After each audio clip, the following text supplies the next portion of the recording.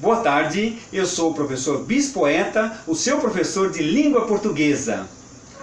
Verbo ser, Carlos Drummond de Andrade. Que vai ser quando crê ser? Vivem perguntando em redor, que é ser? É ter um corpo, um jeito, um nome? Tem os três. E sou? Tenho de mudar quando crê ser? Usar outro nome, corpo e jeito? Ou a gente só principia a ser quando cresce? É terrível ser? Dói?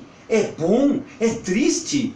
Ser, pronunciado tão depressa e cabe tantas coisas. Repito, ser, er, r. Que vou ser quando crê ser? Sou obrigado a? Posso escolher? Não dá para entender. Não vou ser. Vou crescer assim mesmo, sem ser, esquecer.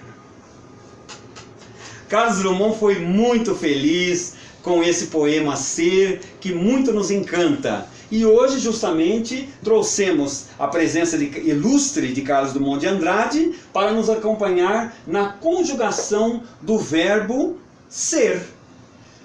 Por que a conjugação do verbo ser está sozinha, hoje não está acompanhada por outros verbos? Porque o ser trata-se de um verbo anômalo. É um verbo que não segue paradigmas, assim como o verbo ir, que é outro verbo anômalo. Mas vamos tratar do verbo ser. No presente do indicativo, como ficaria?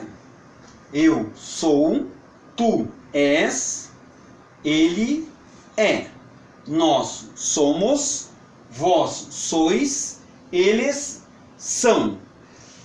Por que o verbo ser é considerado um verbo anômalo?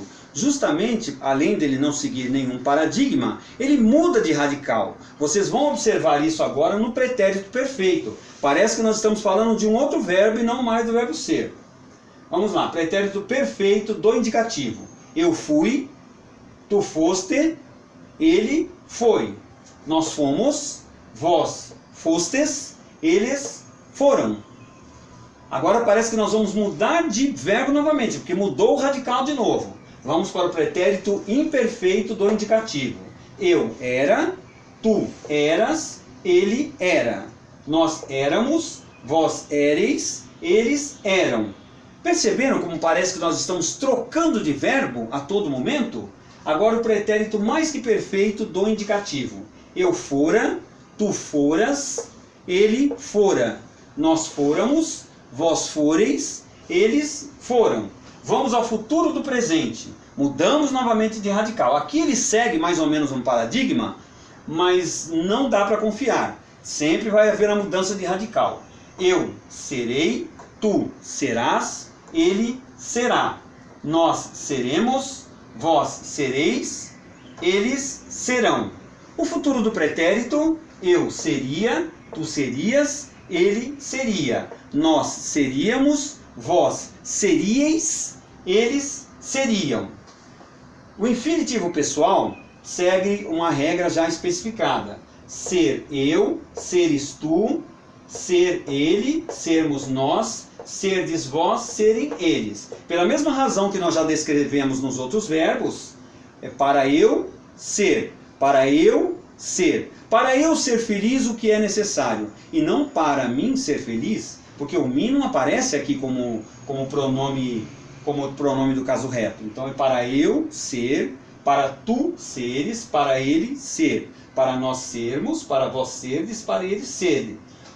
O infinitivo, esse que eu acabei de dizer, é o infinitivo pessoal. O infinitivo impessoal é o próprio verbo no estado de dicionário. Se vocês procurarem lá ser, vocês vão encontrar. Se vocês vão procurar seremos, sereis, não vão encontrar.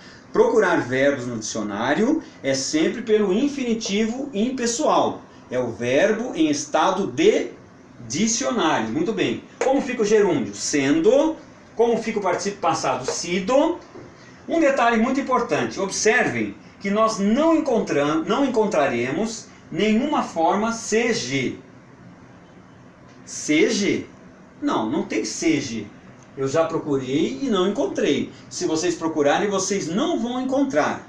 É uma corruptela do verbo ser no modo subjuntivo do presente. Que eu seja, mais uma vez para nunca mais errarmos. Que eu seja, muito bem, seja, não tem essa forma verbal. Por isso que foi colocado esse asterisco na frente, que é uma forma inexistente na conjugação do verbo ser. Muito bem, da mesma forma, apenas como uma observação, o menos também não tem essa forma, menos. Por isso que foi colocado aqui um asterisco na frente, vai ser sempre menos. Menos bonita, menos magra, menos sincera, sempre com menos na frente. Esse menos não flexiona, só flexiona a segunda palavra no feminino, magra, esbelta, então menos magra, menos esbelta e assim por diante. Por falar em parônimos, vocês sabem o que são parônimos ou o que são palavras parônimas?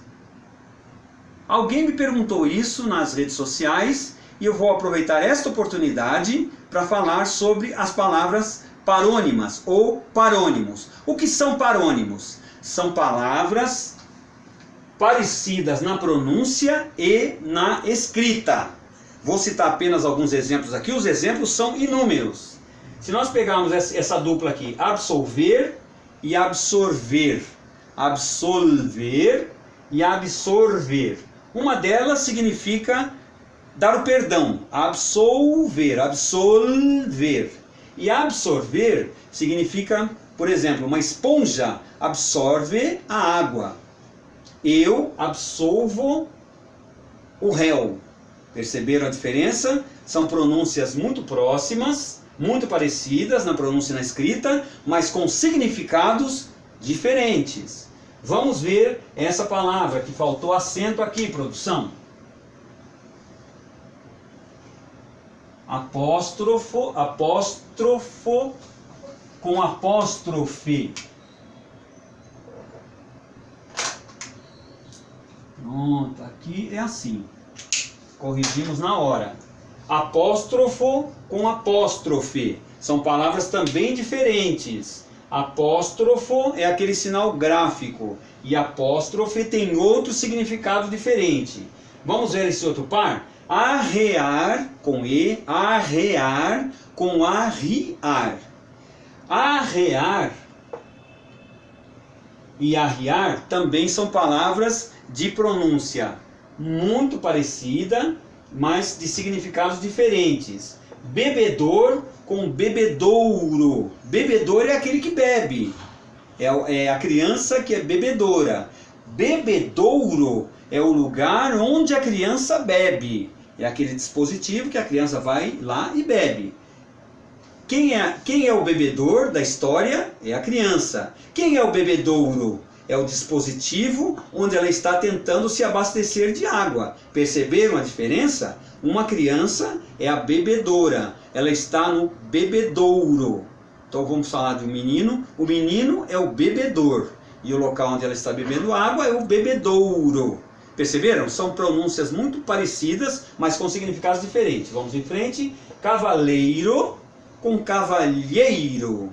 Cavaleiro com cavalheiro. Cavaleiro é aquele que monta o cavalo. Cavalheiro é aquele senhor, aquele homem gentil. Vamos ver. Comprimento com cumprimento.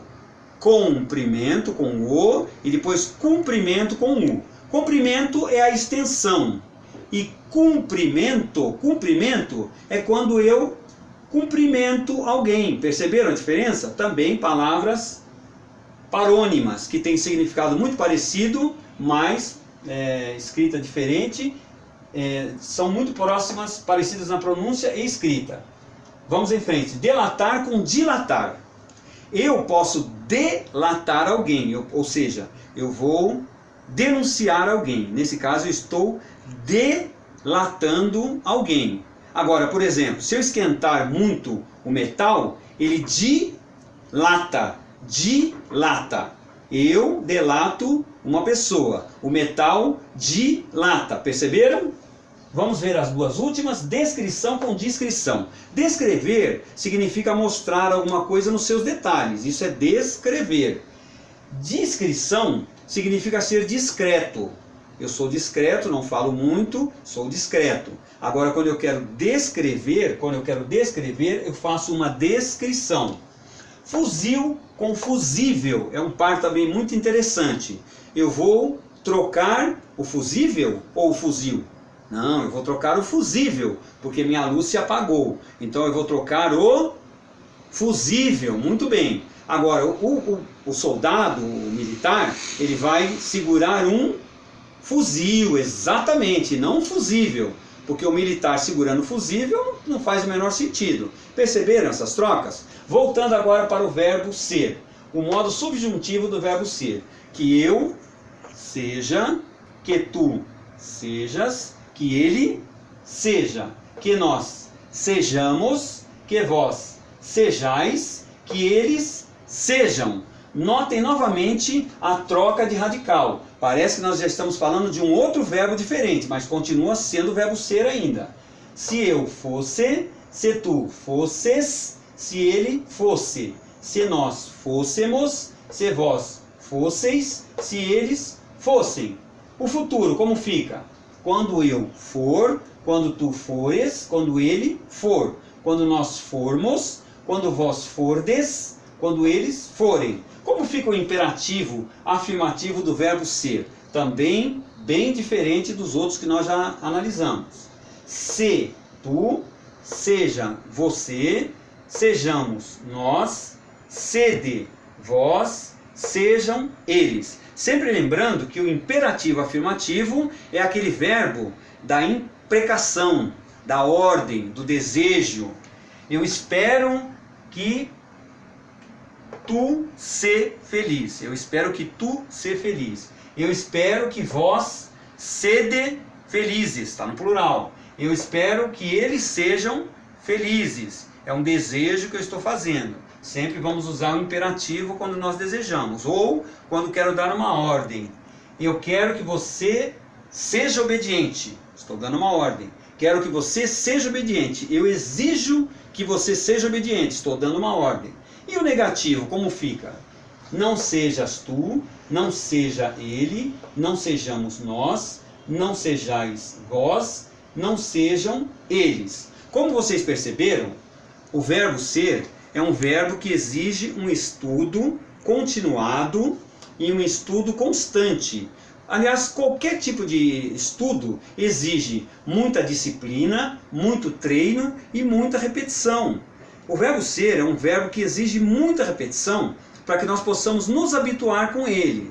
É isso que eu peço a vocês, muita repetição, muito treino. Se tiverem dúvidas quanto à conjugação verbal, podem me procurar na minha página. Vocês já têm aqui a minha página, no YouTube, no Facebook, no Instagram. Podem me procurar em qualquer um desses canais. Eu estou à disposição para tentar solucionar as dúvidas de vocês. Espero que vocês tenham gostado da aula de hoje. Eu peço, por favor, novamente, que vocês se inscrevam no meu canal, deem o seu like, deem o seu positivo, e toquem no sininho para vocês continuarem recebendo todos os vídeos novos que certamente nós faremos com muito prazer, com muita alegria, porque esse estudo não é só para vocês, é um estudo também para mim.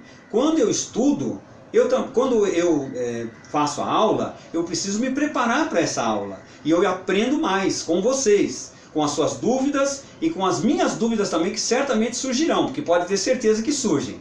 Muito obrigado, tenham uma boa tarde e que Deus os abençoe a todos.